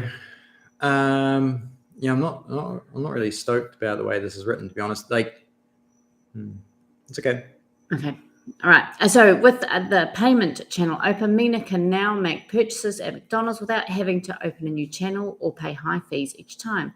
The channel stays open for as long as both Mina and McDonald's want to use it. For example, if Mina buys a hamburger for 0.0005 Bitcoin, the channel tracks that Mina now has 0.9995 Bitcoin. So she obviously put 1,000 or 0.1 of a Bitcoin on there. And if she buys a milkshake for 0.0003 Bitcoin, the next day the channel tracks that Mina now has a 0.9992 Bitcoin. I think what they're trying to do is they're trying to compress the process of what happens. So for example, how we use the Lightning Network is we put a large Bitcoin transaction onto our Lightning wallet, and our Lightning wallet has open channels to the network, and those channels stay open. They don't open and close consistently. So node operators that basically provide solid channels get a better reputation. So to open and close those little channels all the time can be quite expensive. I know that there's some wallets, such as the Phoenix wallet and the Breeze wallet, which are self-custody wallets on your phone. They are opening and closing particular channels all the time. And we noticed that they open and close channels on our wallet, which costs us quite a big fee when we do big transactions. So what we've learned to do is always keep the transactions small on those wallets. Yeah. So otherwise, for example, on our Bitcoin, on our Blink wallet or our wallet of Satoshi wallet, they have channels that are open all the time, and we just leave funds on there and only do, and whenever we do a transaction, it goes out into the peer-to-peer network, which you can basically see here, and it goes through, let's just say all the people are nodes. My transaction bounces around all the nodes to find like Apple or whatever. I'm not really stoked about the McDonald's example. That's Jack Mallar's trick, that one. Okay, keep going down. Right, so when Mina decides she wants to use her Bitcoin balance for something else, she closes the channel by broadcasting a closing transaction to the Bitcoin blockchain. This is done by initiating a closing transaction in her Lightning wallet, and the transaction contains the final balance of the channel agreed to by both parties. The transaction is then broadcast to the Bitcoin blockchain and confirmed by a miner. Once the transaction is confirmed, the channel is closed and the remaining Bitcoin in the channel will be returned back to Mina's and McDonald's. It is important to note that closing a channel can take some time to be confirmed on the blockchain. During the waiting period, the funds are still locked in the channel and cannot be used for on-chain transactions. Mina will receive a notification once the closing transaction is confirmed. Yeah, that I'm gonna put it down to they're trying to compress the process into less to show what happens. But I'm going to suggest that the process is actually extrapolated a lot more. So you will leave channels open and leave your Bitcoin inside your Lightning wallet, and you don't have to open and close channels continuously. Once you've got liquidity in the Lightning network, you can leave it in the Lightning network and do value for value transactions in there without having to go on and off chain in the way that this suggests, which is almost every transaction. It's a bit weird that they focus on that without explaining that that's what's happening. All right. The last thing that it's pretty much the last thing we've got going on here. We've got two little pieces. Here we go. Thank you for sticking with us. We really appreciate it. We know tonight has been a lot longer. It's a lot of information to digest, but my personal recommendation is actually sitting down and doing it is the best way to learn. Class exercise, Lightning Wallet Relay Race. First, you will need to download a Lightning wallet onto your phone or computer. There are several options to choose from, including Moon, Blue Wallet, Bitcoin Beach Wallet, which is now pretty much Blink. They're rebranding to Blink. They put out a big update. And Blue Wallet has now lost the they've removed the Lightning network. Yes. Or they're just about to, so you wouldn't use the Blue Wallet. Yes, so don't start using the Blue Wallet Lightning feature because they're going to turn it off. So don't do that. And Eclair are a few options. So I think Eclair might only be Android. If you want more multiple choices, they've got Wallet of Satoshi on there. Wallet of Satoshi is quite a good option. I'm going to quickly turn on my phone so you can see. Wallet of Satoshi is a good option. Phoenix is a so Wallet of Satoshi is third-party hosted. Phoenix is a self-hosted wallet. Breeze is a self-hosted wallet. They are Lightning wallets. The Blue Wallet, unfortunately, they're going to turn off the Lightning. And Wallet of Satoshi is fast and easy. If you want to download that now, we're going to try and send a couple of transactions to people. So, or open it up, and we're going to try and send transactions to people. All right, so let's close that. First, you will need to know how to download a few options, more mobile phones, and Lightning Wallet app and Zap for desktop computers. Zap for desktop computers, that's pretty advanced. Good luck with that. Follow the instructions for installing the wallet on your device. This may involve downloading the app from the App Store or Google Play, downloading and installing the software from the wallet's website. Wallet of Satoshi is the fastest, lowest friction option that I know of. So if you want to do this exercise with us now, go to Wallet of Satoshi and download it now. Once the wallet is installed, open it and follow the prompts to set it up. This may involve creating a new wallet or restoring an existing one and securing it with a password or other form of authentication. If you've downloaded something like Phoenix or Breeze or Moon or Bitcoin Beach, you will need to go through the security procedures before you can basically do anything with them. You might be able to get around that, but I mean, yeah. I mean, the next one would be the Bitcoin Beach one, because all you need is your cell phone number. Well, yeah, I think you have to put a username in as well. Oh, username. So cell phone number, puzzle AI thingy, and a username. And, Make sure you have a way to receive Satoshis. This may involve providing your wallet with a receiving address or scanning a QR code provided by your teacher or another member of your group. When your wallet is set up, you are ready to receive Satoshis. Your teacher will give you and your group a starting amount of Satoshis by sending them directly to your wallet. Your group's goal is to pass the Satoshis from one person's wallet to another using the Lightning Network until they reach the last person in the group. To send Satoshis to another person, open your wallet and follow the instructions for making a payment. You will need to provide the recipient's wallet address or scan a QR code and enter the amount of Satoshis you want to send. See, if your group is the first to successfully send the Satoshis to the last person, you win and get to keep the sats and some candy. Apparently there's candy involved. Wow. Shall we go five addresses? Well, how about, we've got 10 people live on YouTube right now. Yeah. And if you guys have a wallet, a Lightning wallet, and you can work out how to drop a LN URL in the chat right now, we will send sats. We've got 4 and we've got 4 on. Yeah. Also, we're also watching There's Rumble. 4 on Rumble. So the 4 on Rumble as well. So the people in Rumble, you can probably drop, and I'm going to open up my phone again so you guys can see what's going on here. Yeah. Video capture device. We're going to turn that one on. All right. Let's see. If you have Wallet of Satoshi, what you can do is you can, or even your Get Orbi, if you've got Get Orbi, you can receive. So basically what you want to do right now is you want to receive. So I'm just going to go back to the front page. You want to receive, and then you basically want to, this is a Lightning address, which YouTube will stop this email address from showing in the chat. That's a problem.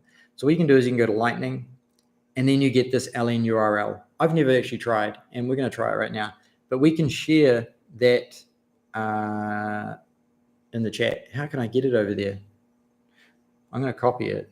So I can copy that, and then I need to get YouTube. Hang on. Well, do you want to share it to me and I can put it on here? One moment. Let's see. YouTube. Yeah. So if anybody out there is listening and watching right now and sends us a LN URL or the LN address, we will send you Satoshis. Was that somebody? No, this is, don't know what's going on there.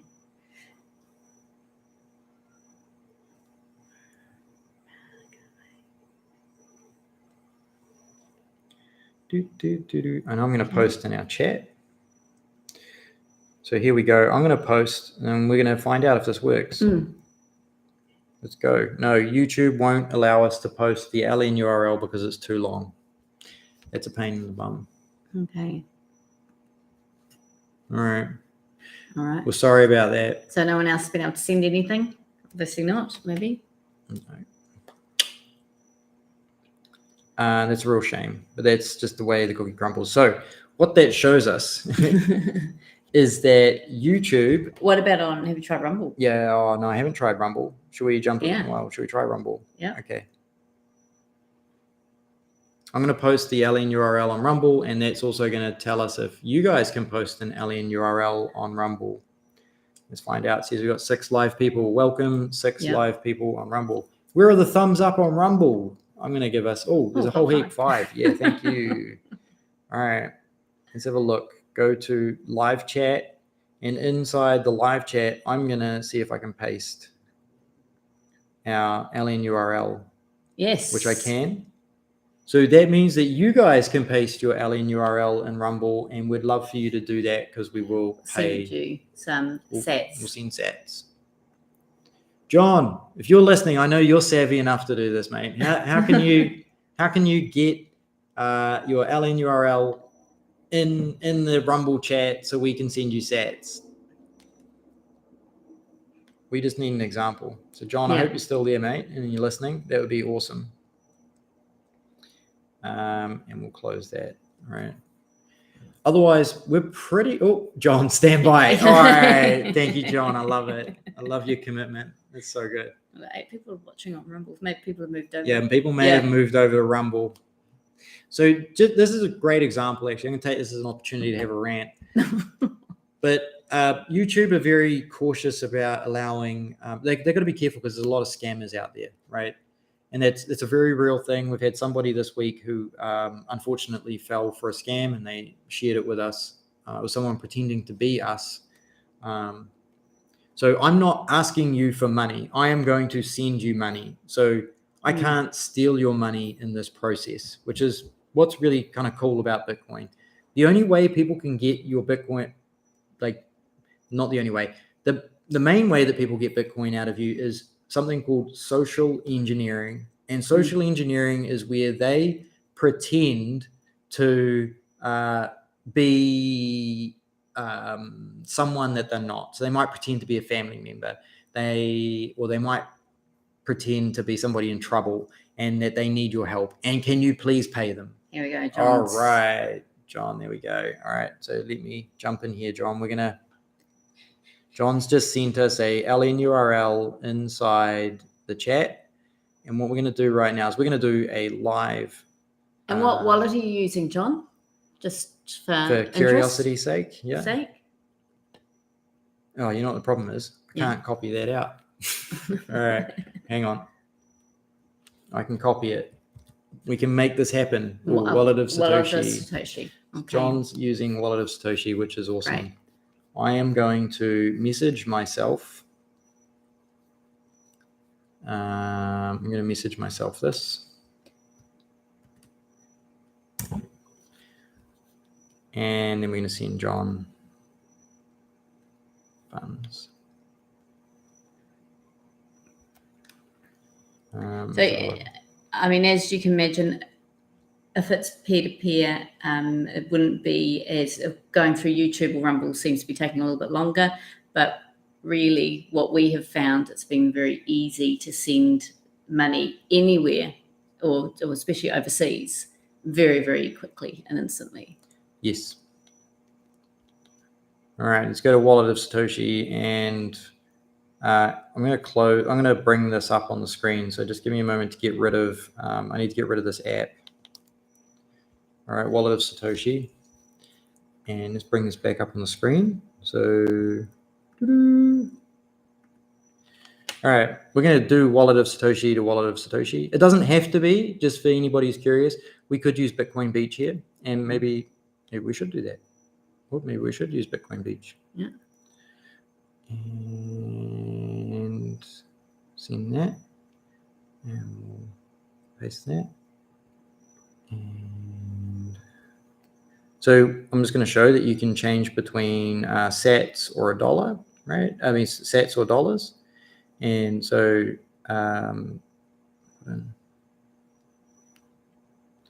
in $2, which is 6,634 sats. And we're going to push next. 0 sats fee, right? So what's happening here is Bitcoin Beach or Blink and Wallet of Satoshi, they have got a channel open between their two nodes, and they don't charge each other fees, which is super cool. So, I mean, it's a smart thing for these guys to do. Okay, so this went from El Salvador to Australia. Yeah, boom, done. Let's see if... Yeah, I know. I hide the dollar amount and then it comes back up. Not much you can do about that. Yeah. Right. Okay. But that's actually a cool feature about the app. I'm actually going to raise that with Blink that it doesn't. John says he's got it. Awesome. Great. Thank you, John. So that was El Salvador to Australia. And that happened pretty much instantly. Neither of us needed any KYC to actually do that process. We didn't have to wait for banks or anything. He's rich. 6,000 sats, John. We're going to $1 million of Bitcoin, mate. So just hold on to that. That's pretty much it, right? Thank you, John. Thanks for participating. Sorry to everybody up party time. Sorry to. That probably seems quite complicated. In a lot of examples, it's not that hard. No. But yeah. No. Where do we get up to? Okay, so we've got. So you've done it now. Yep, we've done it.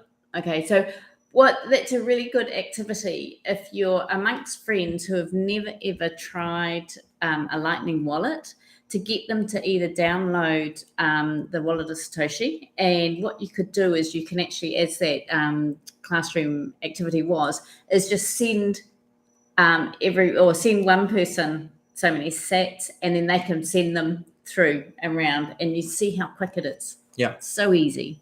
Yeah. Yeah. This is a great example. And like you can see, even if you've only got 1,000 sats on your phone, you can send friends and family 100 sats and you can test it. You can download the Wallet of Satoshi with incredibly low friction, and you can start learning how this works, seeing how fast it happens. It happens pretty much instantly.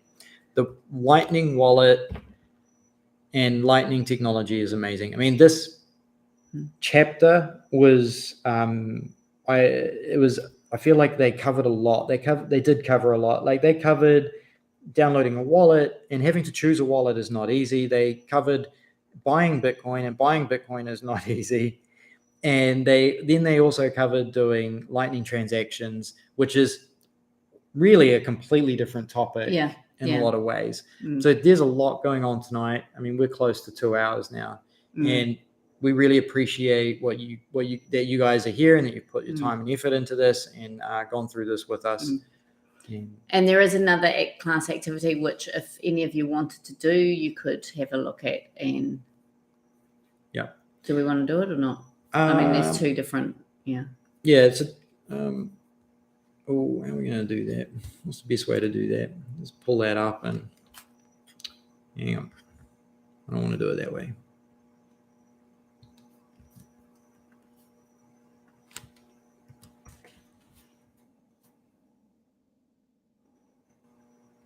So I'm just copying the URLs here and I'm going to put them up. And these are looking at the Lightning Network and actually what's happening. And unfortunately, one of them that they've provided is broken, so it doesn't help, but it's because there is special characters in there. So we'll get rid of the special characters. Okay. And what we'll do is we'll go back to here for that, turn on that, and you guys don't really want to see that. Oops.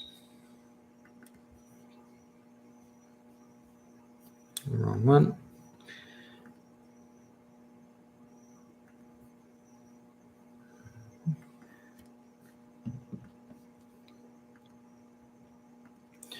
All right. So they've got two different links on the PDF. Oh, hang on, let me close that window. Okay. And what they're talking about here is a zero base fee graph. So we're talking about the nodes.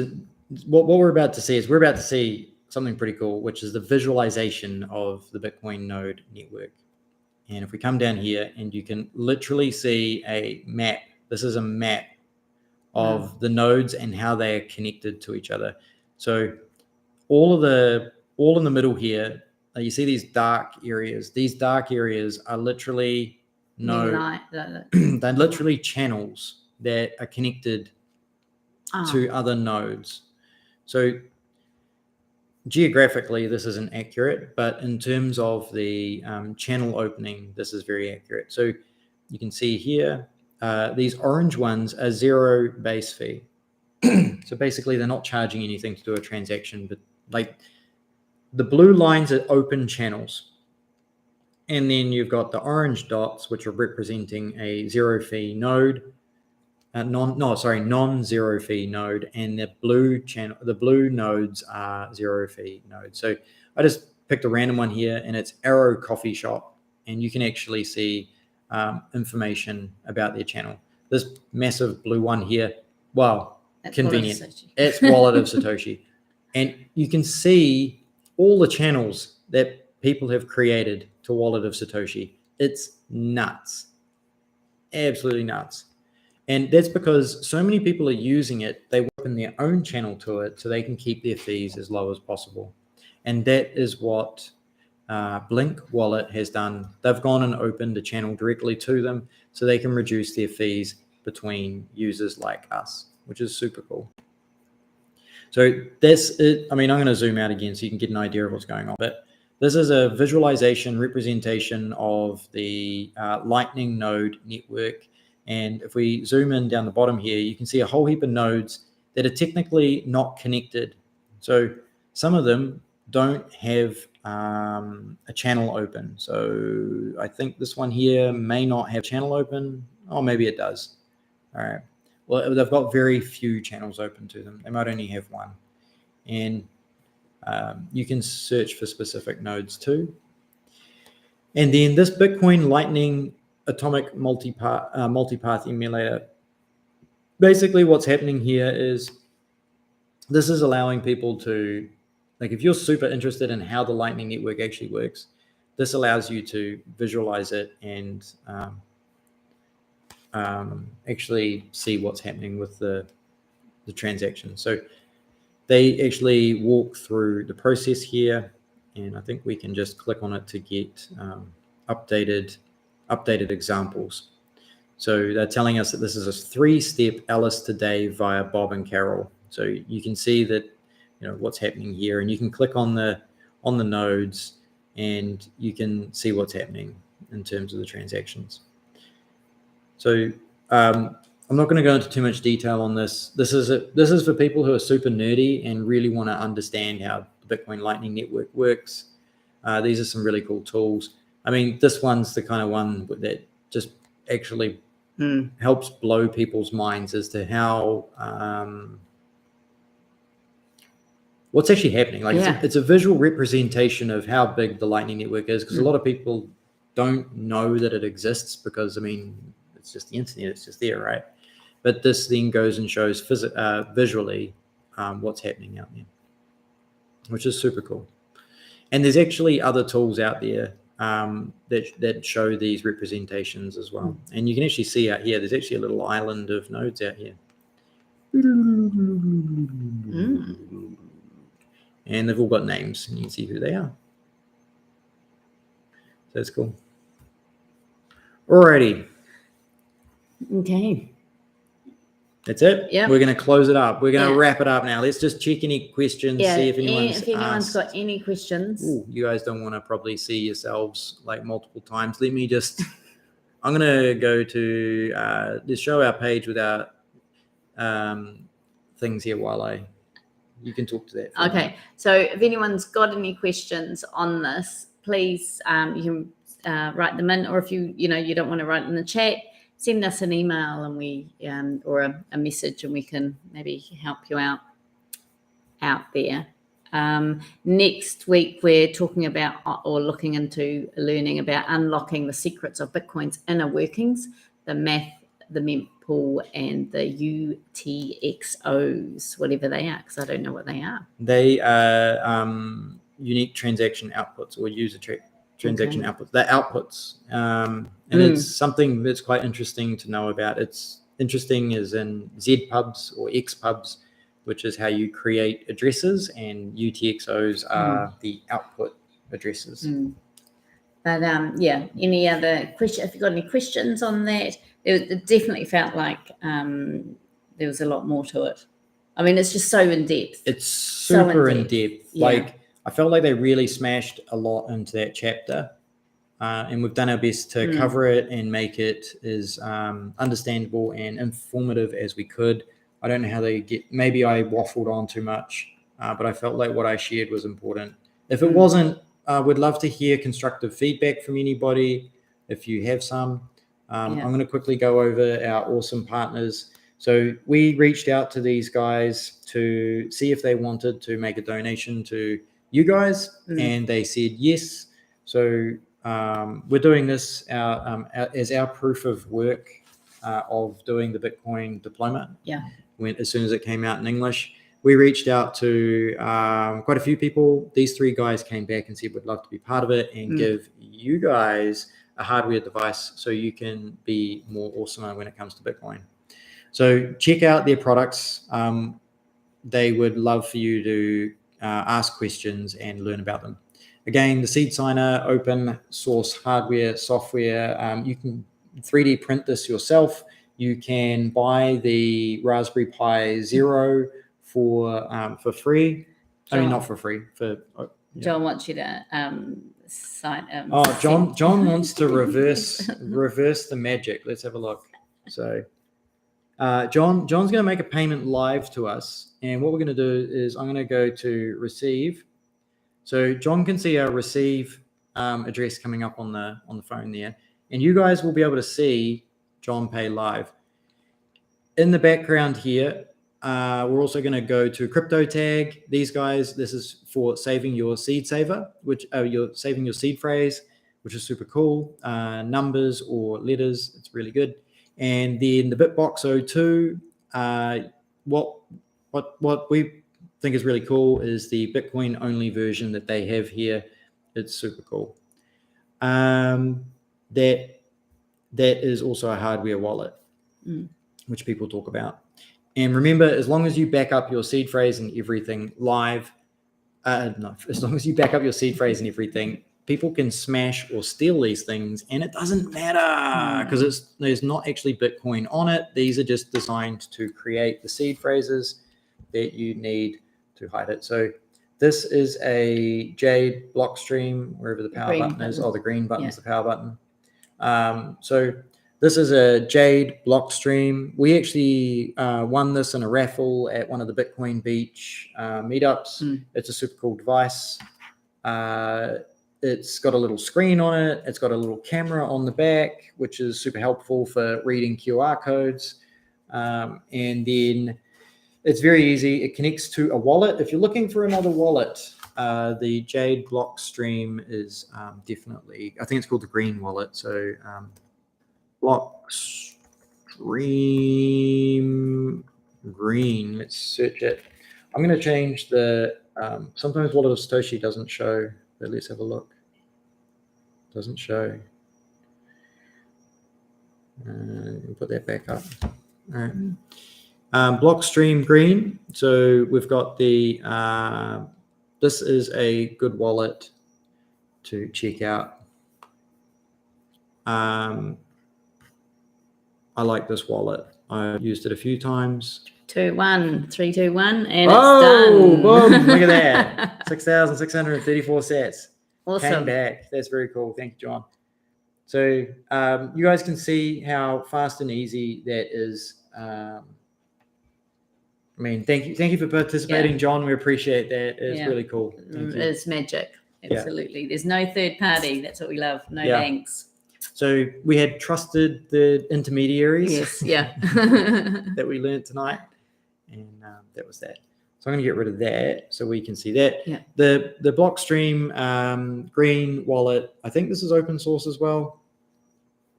I've only played with it basically to use the hardware wallet, which is pretty cool. And they've got 2FA, because we talked about 2FA tonight, hardware wallet support, fee control, multilingual privacy, full API support, Apple. So they got Apple, Android support as well. And I have a really weird feeling that it's open source, but I can't remember. I'd need to check. Alrighty. I think that's it, right? We're done. There's nothing else coming through. Thanks, everyone. And we will see you next Wednesday for Chapter 7. Yes. If you thought this was interesting, valuable, please share it with other people. We would love for you to share it with anybody. I mean, people can download all this for free, do it in their own time. They can learn about money and how it works, and then the history of money as well, which is super interesting. Then they get to learn about Bitcoin. They get to learn about transactions on chain, on Lightning, and what do we got left? 7, 8, 9, 10. So we got four more sessions to go. And also, we always love your feedback as well. I think, we always, we're sitting here going, chatting away. Yeah. But always good to know if it's helpful and benefit. If you think there's something we can do to make this better, let us know. Yeah. And we'll implement it if we can. Absolutely. Fantastic. Thank you very much. Have a good night, good week. See ya. Share Lightning with somebody. Wallet of Satoshi. Super easy. You've learned how to do it now. Yeah. No excuses.